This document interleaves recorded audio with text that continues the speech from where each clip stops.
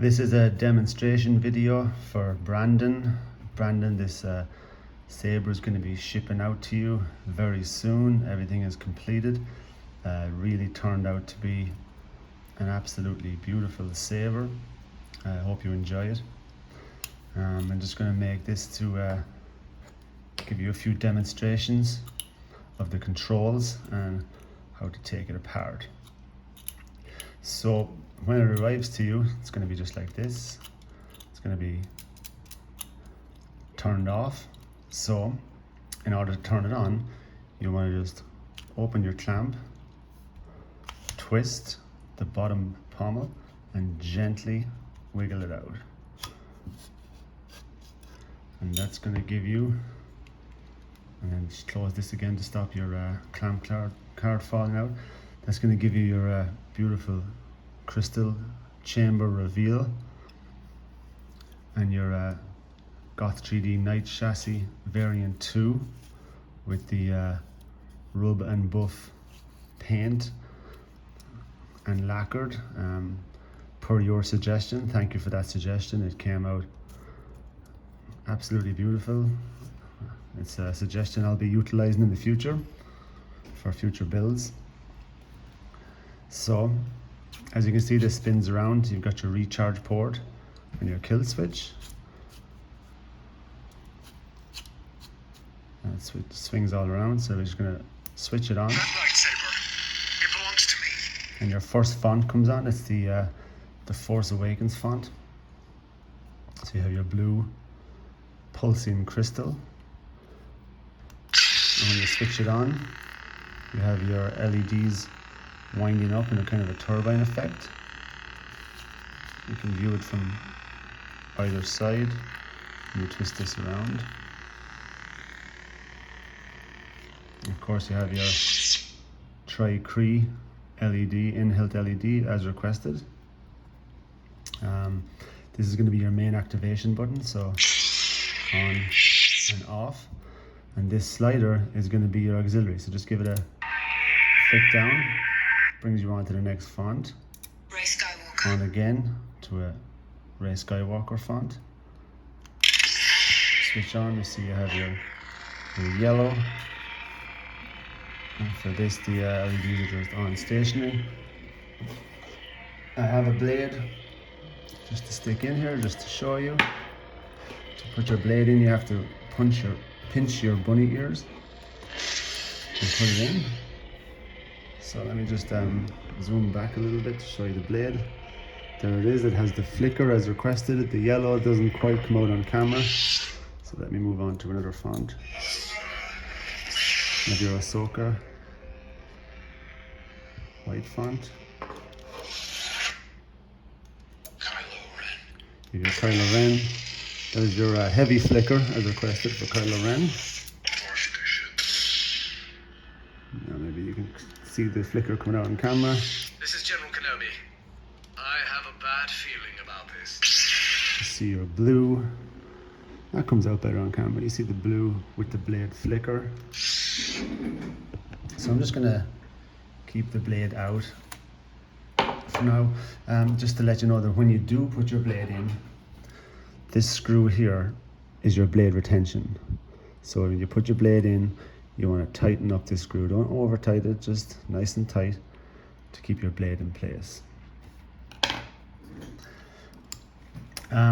So let me run back. I'll go through some of the controls with you because as you can see, one flick on this auxiliary is forward through fonts.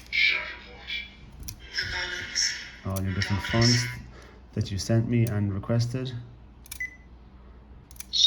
Onto some of the factory fonts that I left on there for you. Now, some of them are just different colors. We have a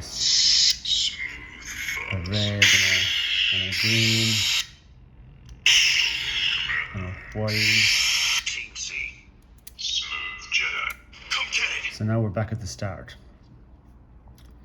So back at the start of our fonts, let's explain a few of the other controls.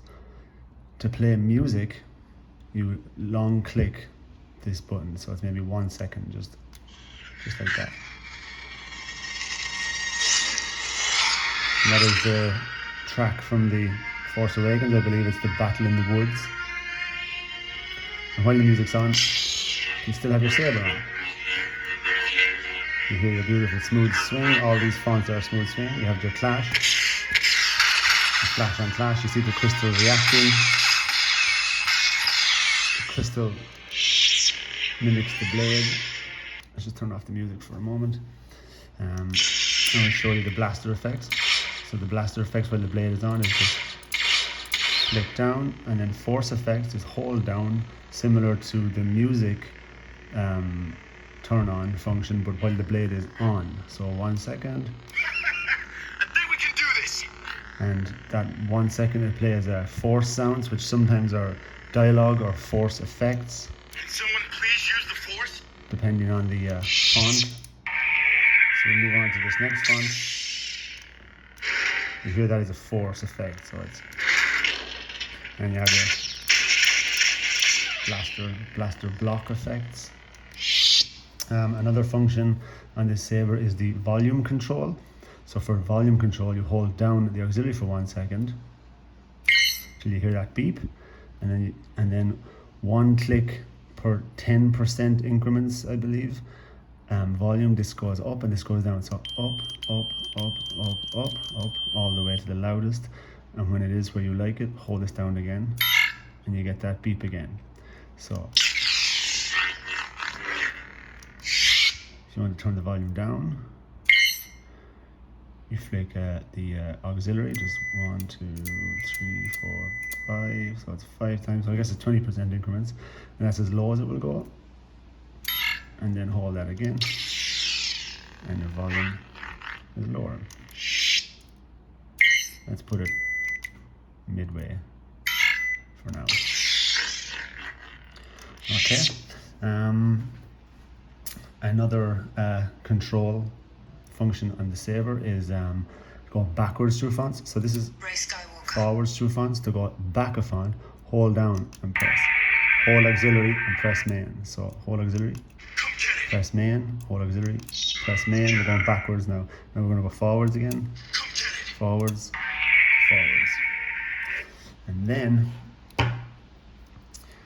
to change color on the fly is like a rotate change or swing change to color. While the saber is on, hold the auxiliary and press the main button. So you get that sound, that key, and then you can see as you twist the saber around, check out the crystal. It will go through every color on the spectrum. So we're cyan, we're like blue, we're cyan, we're green, we're yellow, we're red, through to pink, purple. You go slowly, you get kind of yellows. It does not get white, and the Ahsoka font will not use this function. It's just a part of the Tri-Cree. When you get the white font, it won't change, and you can't change to white. And there is a slight pink hue off the white effect as well. It's just you don't get a full white with an RGB Tri-Cree, but I think it's pretty good. So yeah, that is it. And then to save, once you get to, I also flick it around, especially if the blade is in. It looks cool. You can just flick that way. As you know, up is pink, out is red and yellow. Just flick it around, just have some fun. Don't hit things like I just did, but don't worry, it's very durable. But yeah, you can hit things with your blade because you have your Tri-Cree, so just a nice hollow tube, so very little chance of any damage, like you would with a NeoPixel.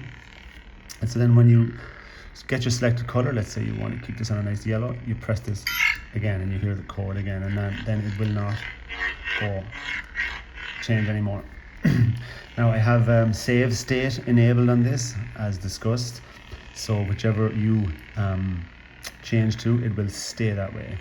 So I will change this back. I will change it fully back to the original fonts that I will be shipping it with, but just keep in mind, if you change the color of a font and save it, it's going to stay that way. So be sure it's something you like. Alright, as I mentioned, this is your recharge port. I'll be sending a charger with it that fits that. Your kill switch, all pretty straightforward. And now I'm going to show you how to access the reveal. It's a fully removable chassis, and it turned out beautifully with the KR Sabers blade holder. So you screw out your glass eye carefully and slowly, and then open your clamp. You can take out your card because you need to leave your clamp open for this, and then just gently wiggle and pull, and it will come out to reveal your removable chassis. Again, painted with the rub and buff for the metal look. You have real metal parts in here around your crystal, and your real quartz crystal as well. And here you have your KR Sabers Deluxe blade holder, which really is beautiful. I think this turned out to be a really nice saber. So while the chassis is out, everything will still function. This will be your activation. And your auxiliary is that little switch there. The activation is just push down on that whole gold piece. To access your ProffieBoard and SD card, you open the little door and just pop this off. Pretty easy, and a USB will just plug straight in there, and you can remove your SD card with the tweezers. I always use the plastic tweezers is best. The door closes nicely, and your cover fits back on nicely. And that is pretty much it. I'm going to show you how to put this back in without damaging anything or forcing too hard. And just a note as well that when this is out, these little greeblies are pretty delicate. So, you know, I wouldn't go messing around with these too hard, especially this long one sticking up here. The top of this it's going to be quite delicate, so just try and be careful of that. So when you want to put your chassis back in, there's two important things you've got to remember. Always keep your slide switch up, all the way up, and hold it with that thumb or finger. I'm going to hold it with this finger all the way up, right there. Keep it up. Make sure your clamp is open,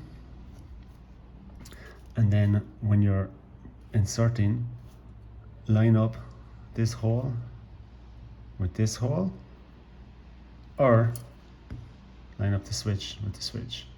Just make sure it's lined up when you're about to put it in, and remember, keep this all the way up. So keeping all the way up, lined up gently, and then if you feel any resistance, just give it a couple little wiggles. Wiggle it all the way in until you see this holes line up. So they need to be fully lined up, just like that. And then you want to put back in your glass eye. Now, if your glass eye does not fit or is having trouble threading in, do not force it, because you will cross thread it, and then it's bad news for the threads and it won't thread on anymore. If it's not going in, it means the chassis is not lined up properly. You might be a little bit, you know, down or up, or just play around with it a bit until it lines up. And the best thing to do really to avoid cross threading is to give a screw backwards till it clicks. So you hear that click, screw backwards till you hear your, let's try it again. I had the click. Okay, screw backwards till you hear the click. And it's gonna thread, there you go. Did you hear that click? And then it screws in. This is how easy it should screw in. You should be able to screw it in with one finger. And then when it gets down to it, give it a bit of a tighten. And that is it. That's all there is to it. Then when you want to put your pommel back on, line up these holes with this line, And if it doesn't click straight on, you might have to just give a little squeeze, just like that. See there, I had to just give a little squeeze. And then on, twist, pull it back a little to tighten it up. Stick in your clamp card carefully. And close it up. And that is it. You have sound venting in these rivets, so Graflex are always a little bit muffled, but I will give you an example. Because of the nature of the pommel, they're always slightly muffled, but I think this one is pretty good because as well as your sound venting rivets, I have added 2 sound venting holes under the holder for the D-ring here. So if you can see them right there, they're completely hidden from view and they give you more sound venting. So it's not bad.